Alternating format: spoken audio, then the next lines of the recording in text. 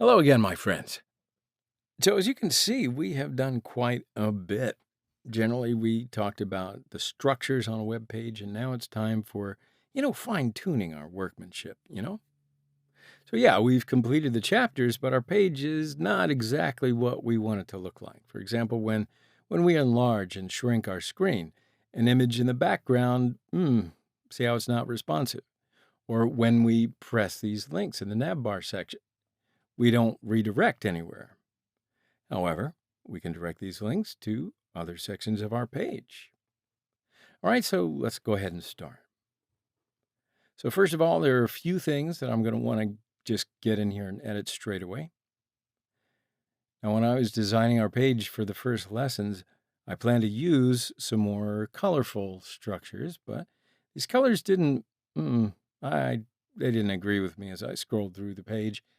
In fact, I almost abandoned the whole thing entirely and started over. But I wanted to teach you how to shadow with the overlay that we used. That makes a big difference. Or when we hover over these links in the navbar section, I wanted to show you how we change colors. So that's why I created the design like I did. But now I want to remove this color part in this section. And I'll come up here to the navbar section, changes, and I'll make these colors as comments.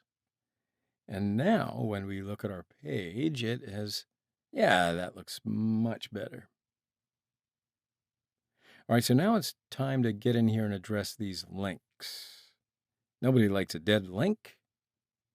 So we use the ID here to prepare each one. And here we're going to direct these links to the section that we want them to direct to by giving these IDs of the href attribute.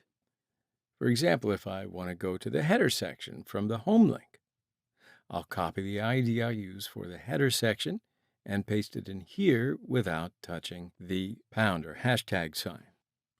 So I'm going to direct you to the section where we have prepared an image gallery for courses. Testimonials part ID for About Us. For Contact Us, I can redirect to the last unit that we prepared.